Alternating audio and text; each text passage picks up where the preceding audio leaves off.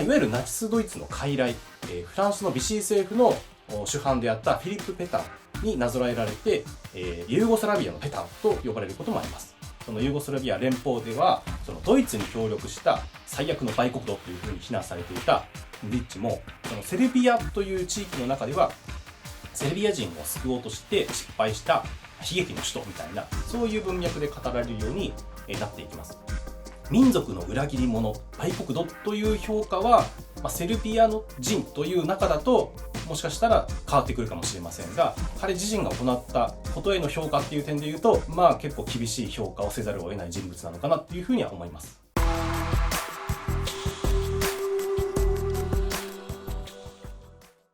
力力世界史専門チャンネルです。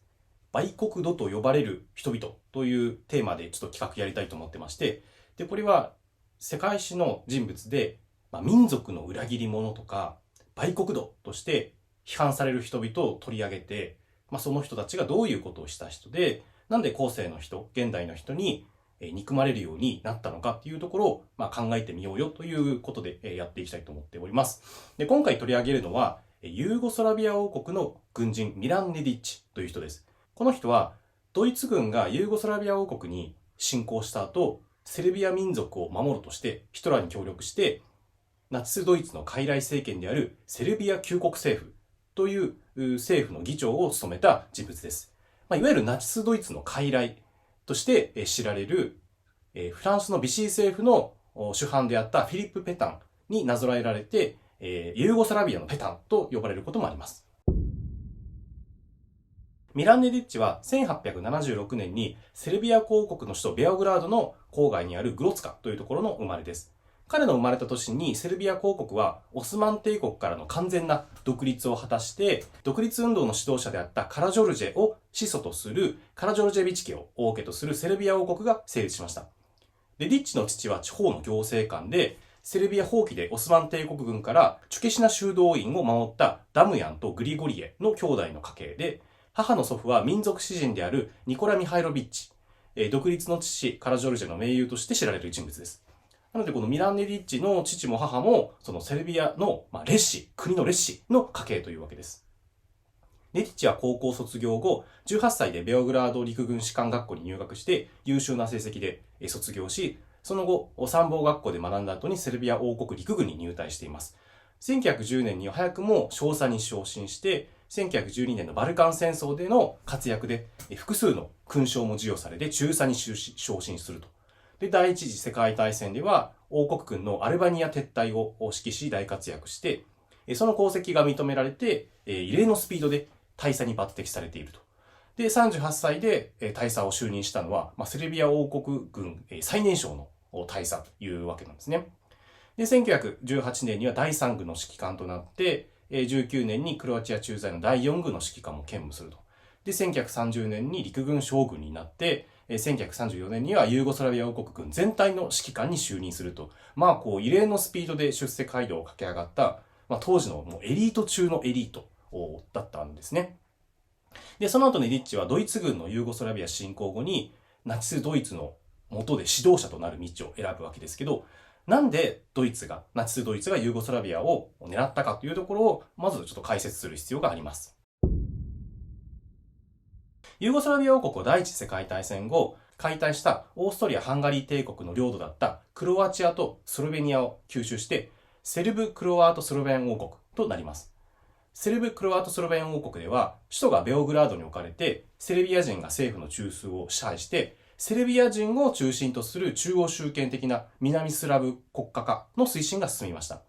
王国のセルビアが進むことに、その一部のスロベニア人とクロアチア人は反発するんですね。で、クロアチア共和農民党を指揮するスチュパン・ラディチという人は、クロアチア人の自治を求めて活動しますが、後に政権内のモンテネグロ人に議会で撃たれて殺されてしまいます。ラディッチ殺害を受けて政治的危機が起こることを理由に、1929年、国王アレクサンドル一世は憲法を停止して国王新生を宣言して国名をユーゴスラビア王国に変更します。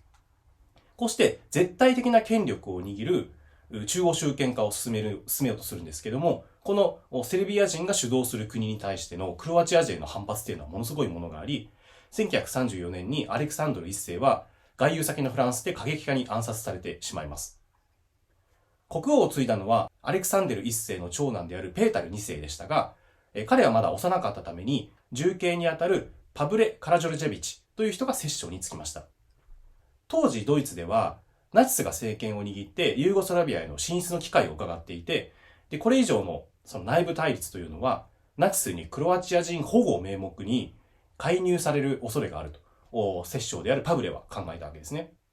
そこで1939年にパブレはドラギジャ・ツベトコビッチを首相に就任させて、クロアチアの民党のブラトコ・マチェクとツベトコビチ・マチェク合意を締結させて、クロアチア自治州と議会の設置を認めました。こうしてナチスドイツのユーゴスラビア介入は、そのユーゴスラビア内の民族問題、クロアチア人問題が絡むものだったわけですね。1939年9月にドイツがポーランドに侵攻して第二次世界大戦が勃発します。ドイツとイタリアはバルカン半島に対する圧力を高めて、ユーゴスラビア政界は親ドイツ派と親イギリス派に分かれて抗争が続いていました。ナチスドイツやイタリアファシストはクロアチアの民族主義団体ウスタシャの指導者であるアンテ・パベリッチなどの過激派民族主義団体を支援していました。クロアチアの過激派は枢軸国軍をユーゴスラビアに侵攻させて、ユーゴスラビア王国を解体してクロアチア独立国家を樹立しようということを目論んでいたわけですね。で、当時パブレは親イギリス派で、イギリスの後ろ盾を得てドイツのユーゴスラビア介入を阻止しようとしていました。一方でネディッチは親ドイツ派で、摂政であるパブレと対立して、1940年11月に軍の指揮官というのを罷免されてしまいます。ところが、この同月、11月ですね、に隣国のハンガリー、ルーマニア、スロバキアが日独伊三国軍事同盟に加入して、ユーゴスラビアは周辺を数十国で固められちゃうわけですね。後にブルガリアも入るので、もう完全に周囲を数軸に固められてしまうわけです。そこでパブレは方針を転換せざるを得なく、数軸国の侵入と王国の解体を阻止するために、1941年3月25日に自ら数軸軍に入るということで、もう周りが固められちゃったので、その自ら数軸陣営に入ることで、強調しようと。そうすることで、数軸国軍が国に入らないようにしたわけですね。ところが、これに対してベオグラードでは大規模なデモが起きて、イギリスに支援されたユーゴスラビア国軍によるクーデターで、摂政パブレは追放されて、17歳のペータル2世が実権を握ります。で、ペータル2世は、イギリス軍がそのユーゴスラビア防衛を担ってくれることを期待するんですが、それは叶わずに、4月6日に数十国軍がユーゴスラビアに侵入してしまうというわけです。ドイツ軍、イタリア軍、ハンガリー軍、ブルガリア軍、アンテ・パベリッチのクロアチア軍が同時に多方面からバーンとユーゴスラビアに侵入してきて、ユーゴスラビア軍は各地で敗退を重ねてわずか12日間という短い間で全土は数十国軍に占領されました。ネディッチも第3軍を率いて抵抗しますが、ドイツ軍に投降しています。占領されたユーゴスラビアは解体されて、ドイツ、イタリア、ブルガリア、ハンガリーに領土が分割されたほか、民族主義者によって数十国の傀儡政権であるクロアチア独立国とモンテネグロ王国が成立しました。占領を指揮したドイツ国防軍のハインリッヒ・ドゥンケルマンは、残されたセルビア人の領土の治安維持を任される人物としてネディッチに接触して、ネディッチはこの提案を受けて、1941年9月1日にラジオ・ベオグラードでセルビア人を救うためにドイツ占領下の臨時政府であるセルビア救国政府を設置すると宣言します。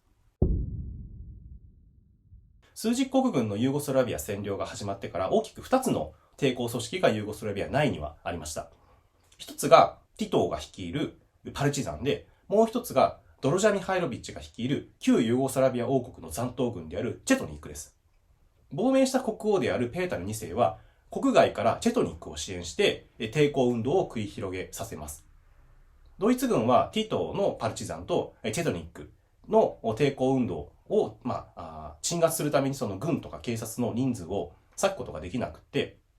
ネディッチの指揮下のセルビア国家防衛隊とセルビア義勇軍に武器を与えて治安維持に当たらせました。セルビア義勇軍は初期の頃は右翼のセルビア国家主義のメンバーが担ってナチスの占領政策に貢献しています。旧国政府下でのセルビアではナチス的な文脈のプロパガンダが積極的になされて、反共産主義、反ユダヤ、反フリーメイソンといった文脈に加えて、セルビア民族主義が喧伝されて、治安維持と称されたパルチザン狩りとか、それからユダヤ人狩りが行われました。ネディッチはヒトラーの反ユダヤ政策を実施し、ベオグラードではヨーロッパで初めてユダヤ人のない都市というのを宣言しています。一方でクロアチア独立国やそのドイツ占領下に置かれた旧ユーゴスラビアの領土内ではセルビア人がドイツ軍やそのクロアチア民族主義者によって土地とか財産を奪われたり暴行されたり殺害されるケースが相次ぎました。で、ネディッチはその保持するセルビアの領土内にそのセルビア人の難民の多くを受け入れて、ドイツ側にその迫害をやめるように、セルビア人の迫害をもうやめてくれということを再三要求しますが、各地で高まったその民族主義とかその排外主義の高まりは、こういったその蛮行をやめさせることができなくて、戦争中に約14万人から17万人のセルビア人が殺害されています。セルビア民族主義を掲げるネディッチは、その周辺の国をセルビア領として併合して、地元住民を追放してセルビア人の入植者を送り込む大セルビアの構想を持っていて、1943年9月にヒトラーと会談した際に、ネディッチは東ボスニア、モンテネグロ、ラシュカ、コソボ、スレムの併合を要求しました。しかしヒトラーはこれを認めずに、他の場所をいつか調整してあげるからというに過ぎませんでした。セルビア救国政府はその権限の多くをドイツ人に握られていて、ネディッチはいわゆるお飾りというかパペットに過ぎなかったわけですね。そのためセルビア人の多くは武力でドイツに抵抗するティトのパルチザンへの支持を高めていきます。旧王国軍であるチェトニックは連合国からの支援を受けて、本来はドイツへの抵抗をしなくちゃいけないというか、それを期待されていたわけですけれども、セルビア民族主義、それから反共産主義のイデオロギーから、セルビア救国政府となんと協力するようになって、ティトのパルチザンと戦うようになっていきます。しかし、セルビア人はそのドイツの傀儡であるネディッチと、ドイツの先兵になっちゃったチェトニックに失望して、ティトのパルチザン勢力を支持して、パルチザンは日増しに勢力を強めて各地を解放していくわけです。1944年8月20日に、チェトニックの指導者であるドロジャ・ミハイロビチとネディッチは会談して、パルチザンに対抗するためにより多くの武器の供給を、ドイツに求めるわけです。ただドイツからやってきた与えられた武器はほんのわずかしかなくて、セルビア国家防衛隊とチェトニックはパルチザンの攻撃を抑えきれずに、10月4日に首都ベオグラードが陥落している。間もなく東部からソ連軍がやってきて、セルビア国家防衛隊とチェトニックは国外に逃亡して、ネディッチもオーストリアに亡命しています。で、その後にネディッチはどうなったかというと、1946年1月にイギリス軍によって、逮捕されて、ティトーのユーゴスラビアに引き渡されて、獄中で尋問を受けることになります。ところが2月20日に新聞がネディッチが看守の目を盗んで窓の外に降りて自殺したということを報じました。実際これが本当に自殺なのかどうかはちょっとよくわからなくて、他殺説もあります。はっきりしたことは正直わかりませんが、ネディッチは逮捕された後に死んでしまったということです。はい、まとめです。このミラン・ネディッチという人をどういうふうに評価するかというところなんですよね。その戦後パルチザンを率いたティトーによってユーゴスラビア連邦が成立して、当然のごとくその自分たちが敵として戦ったドイツとドイツ傀儡政権を率いたネディッチというのは、国の敵ということで、売国奴という評価を、当然されるわけですよね。ところがユーゴスラビア連邦の末期に、かつてそのユーゴスラビア王国が経験したように、連邦内で民族を自決を求めた声が高まって、そのスロベニアの独立を皮切りに、次々とその構成国が独立していって、それぞれ国がどんどん独立していくと、この評価が変わっていくわけです。連邦の分離は、非常に流血を伴ったものになって、分離を図る側のクロアチアやボスニア・ヘルツェゴビナ、それからコソボなど、たくさんの人が死んで、セルビア人自身もその NATO の空爆を始めて大きな傷を負います。で、このユーゴスラビアの解体の後に各地で民族主義が高まる中で、そのユーゴスラビア連邦ではそのドイツに協力した最悪の売国奴というふうに非難されていたネディッチも、そのセルビアという地域の中ではセルビア人を救おうとして失敗した悲劇の首都みたいな、そういう文脈で語られるようになっていきます。セルビア学問の権威であるセルビア科学芸術アカデミーには、著名なセルビア人100人の中にネディッチの名前がエントリーされているそうです。現在セルビアの一部の人は、このドイツに協力しながらもその物申したセルビア人の保護とかセルビア人の弾圧をやめろっていうふうに非難したネディッチを実は反ナチスだったのだみたいな、そういう評価を加えようとする動きもあるそうです。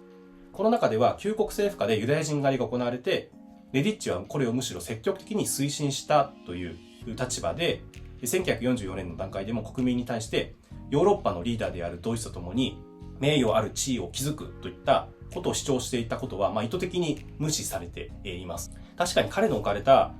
立場というのは非常に難しい部分があったのだろうとは思うんですけれども、